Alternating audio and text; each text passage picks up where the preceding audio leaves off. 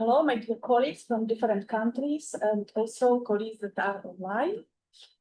Let me start by saying that I believe not to be in the correct section because my presentation is more focused on language learning, on embodied language learning, than on the use of AI. So if you are not interested in this topic, just feel free to take another coffee, make love if you are at home, or anything else which is an embodied action. Let me explain.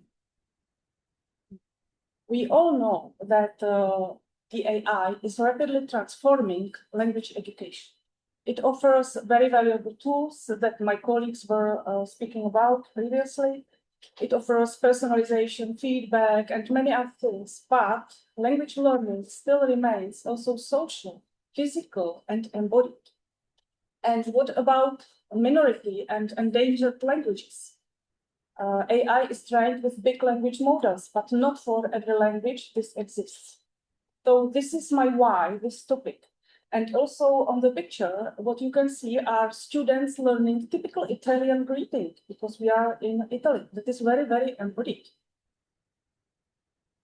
And so my primary question is, what role does or do a movement, space, object manipulation, and interaction still play in language learning? Let me explain. For me, everything started here in Florence at the same conference, The Future of Education, in 2018, because I met here Donald Charles Kelly, an American translatologist and linguist who created this approach to language learning. It is called Scaffolded Language Emergence. And Don was presenting here, showing a video of his students who were freely moving in the classroom and interacting among them in the target language after just a couple of hours of his intensive course. And I was fascinated by this. And some year later, I was able to establish a collaboration with Don. And between 2020 and 2022, we managed to organize a series of training for our teaching staff. And we also created a number of videos recording that I will try to show you in my presentation. Who is interested in all these principles of scaffolded language emergence can read the paper where you find all the resources of the books that Don published in different languages. I will just say that this approach is based on many previously known methods, including total physical response. That is very, very close to embodied cognition. Obviously, embodied cognition is not a new topic. We know that it can bring benefits to pronunciation, vocabulary, grammar, and also motivation and retention. Just look at this picture, how many colors you can see, how many materials, how many objects, how you can manipulate with these objects, etc. You can also taste some of these things like you did probably during our lunch today. So this embodied language that includes also a sensory experience and gestures and physical actions can bring many benefits to language learning.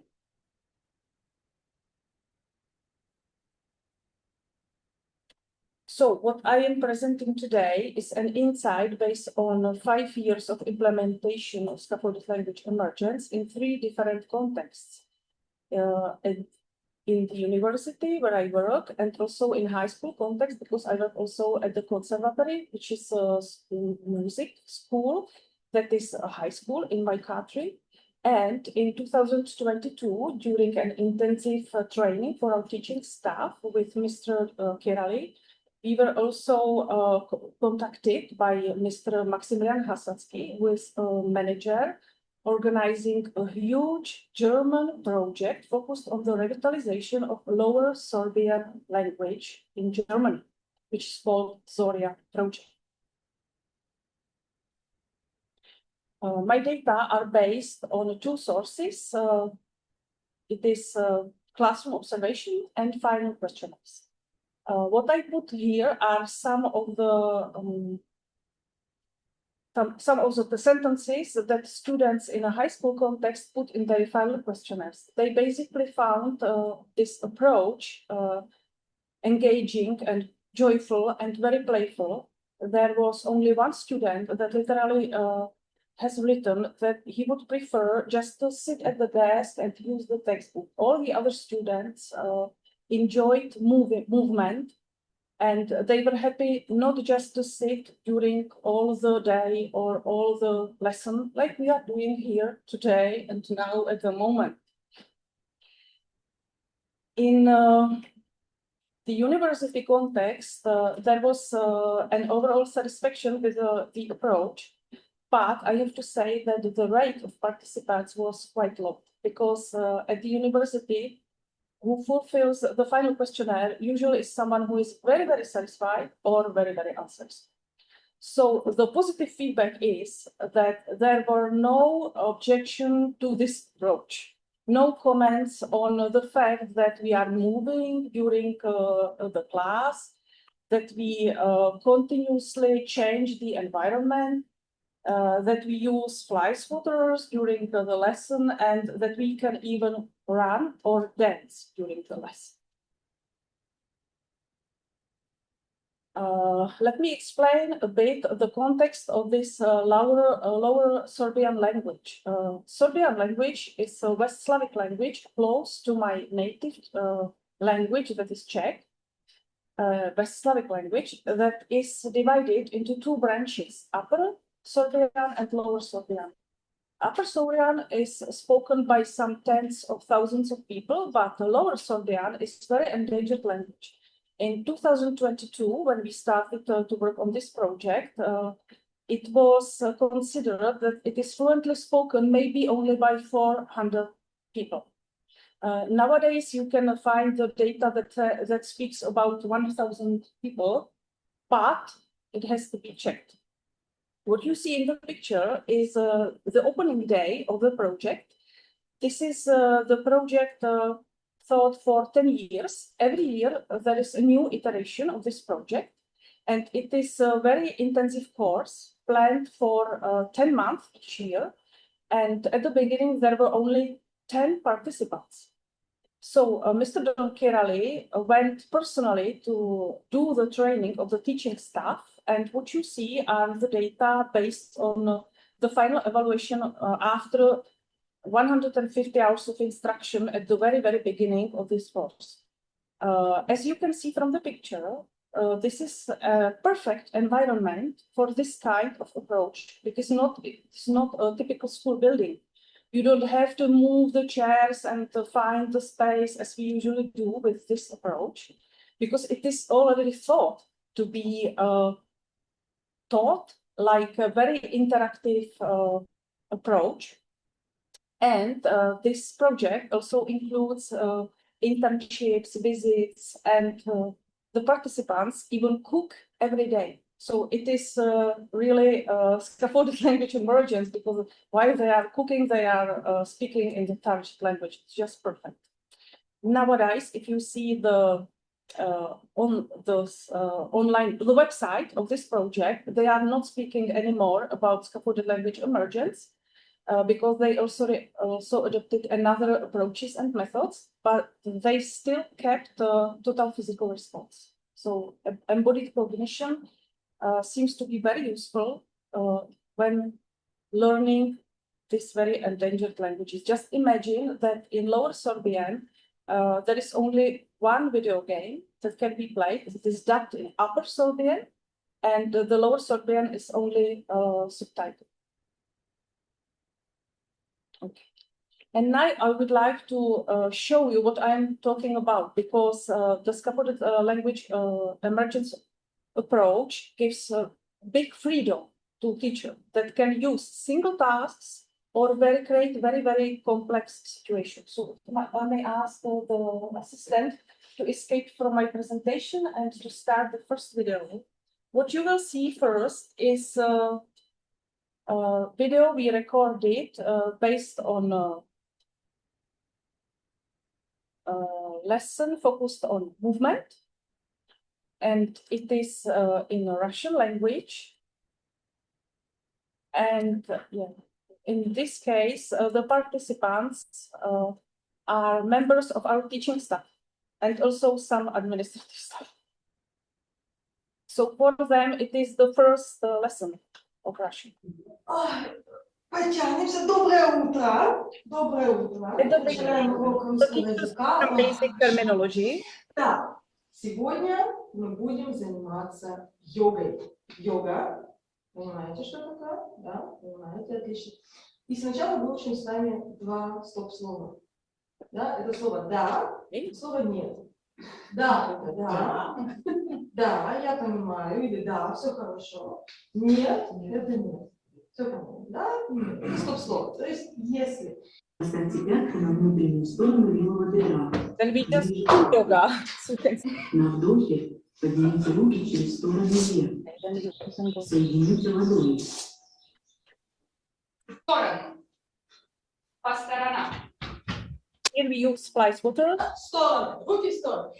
Соответственно, каждый из... Мы будем говорить, вы бегаете, бумкаете. Да? Так, убиваете. Так, встаньте сюда. Вы встаньте сюда. Так. Первый пошел. Итак, это поза, где попа наверху. Попа наверху. So the Молодец. Да, молодец. sentences. Попа наверху. Ноги.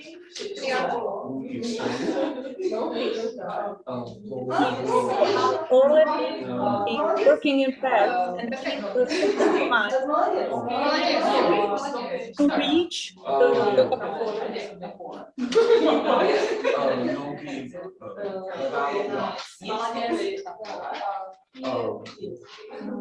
Так,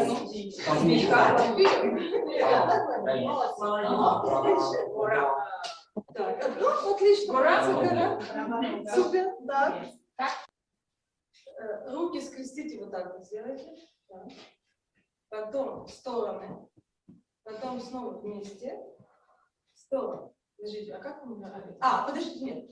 Руку на голову. Вторую руку на голову. Одну руку на бедро. participants are learning simple choreography. Прыгнуть и повернуться. Linked to Ну, почти. Потом двигайте попой. Двигайте попой. Руки выпрямите. Двигайте попой вместе с йога. Потом вы делаете. And now we dance with this group.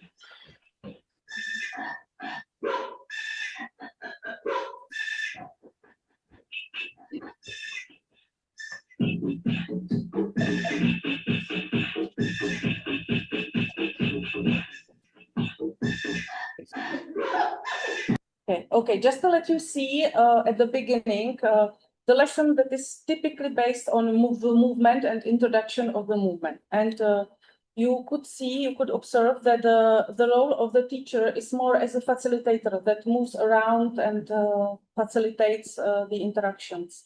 And in this case, there were two teachers, two facilitators.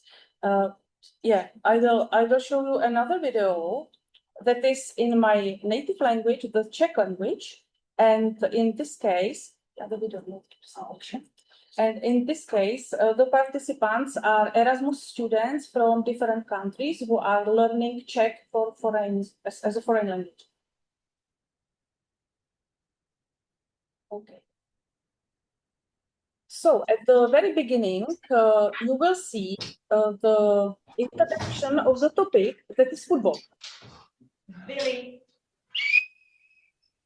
Dobrý den, tak styk, rozcvička. Máme tělocvik. Fotbal budeme hrát. Tak šup, rozcvička.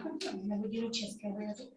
To určitě nemáte, my se budeme připravovat na mistrovství světa ve fotbale a češtinu k tomu vůbec nepotřebujou. Fotbal máme. Jak to, že nejste předlečení? Dresy, já mám dres. Jak to, že vy nemáte dres? No, máte hodinu českého jazyka. Ne, my máme tělocvik. Fotbal. Pondělí, úterý, středa, čtvrtek, pátek. Pátek. Fotbal. Chcete fotbal anebo češtinu? Tak, tady máte dres. Okay, so in this scene, the first teacher is pretending to teach grammar, to give a standard grammar lesson. Then another teacher arrives, telling her that that's a big mistake because this has to be a lesson on football. So participants at the beginning seem to be a little confused, and they start to laugh. And the teacher asks them, "Do you prefer to study grammar or to play football?" Okay. Then they do a classical warm up.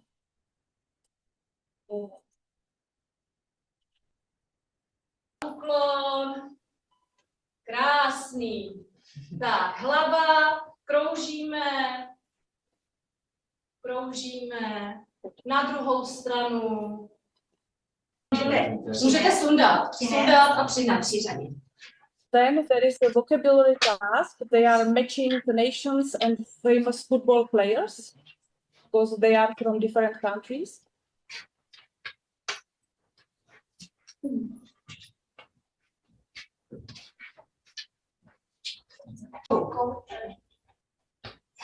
Here they are creating a kind of playground. Start to play. To nevadí, jenom takhle, super. Jo, ano,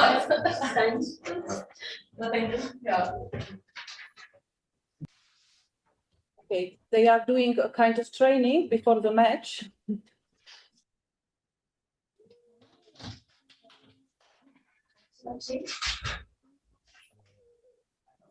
Tak brankář. Ano, výborně. Tak. Přihrát balon. Míč. A výborně. Neměl. Super. After the match, they are working with lyrics of typical song.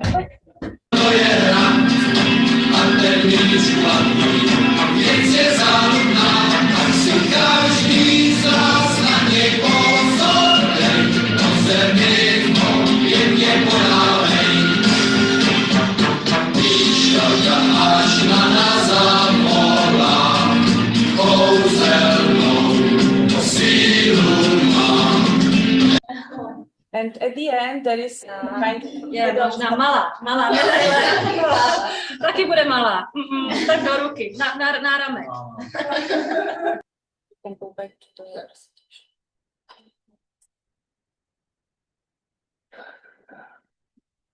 That's perfect. Yeah. Okay. So we are back to my presentation, just to go to the conclusion after this typical example of very complex lesson. And as you could see, the sample of the participants in my case was very low. So it's a kind of exploratory study, but it is an approach that was previously applied to more than 15 different languages by Mr. Kirali himself and other teachers also. What I would like to tell at the end is that the AI is not, shouldn't be seen as a threat, because it's a very valuable tool that can also help by preparing a kind of such a complex and embodied lesson. So what I personally see as a perfect, it's a combination, a balance between the use of AI and embodied lessons. And especially in the case of minority and endangered languages, it can help people to feel engaged and to perceive the classroom practice as joyful. Okay, this is the end of my presentation. Thank you for your attention. If you have some questions. Thank you very much.